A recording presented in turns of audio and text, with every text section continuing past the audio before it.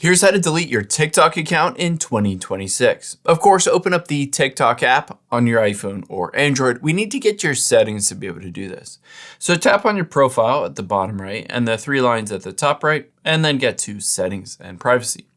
Now within your settings, you can go through the process of deleting your TikTok account. However, keep in mind, I would highly recommend downloading all of your videos and your messages, etc. first so that you don't lose it when you delete it.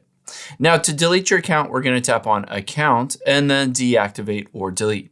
Of course, in this case, we're going to choose to permanently delete your account. And you can choose to skip this at the top right. You don't necessarily need to say why.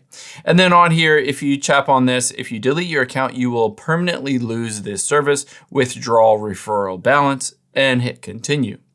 Now it does say you might want to download your data, so you can hit the review request and then just download all of your data so that you don't lose it when you delete your account. When you're ready to go, let's hit Continue here. And then it says delete this account. Your account will be deactivated for 30 days. Within those 30 days, if you just log back into your account, you'll just be able to get it back immediately. Or if you don't log back in within 30 days, it will be permanently deleted.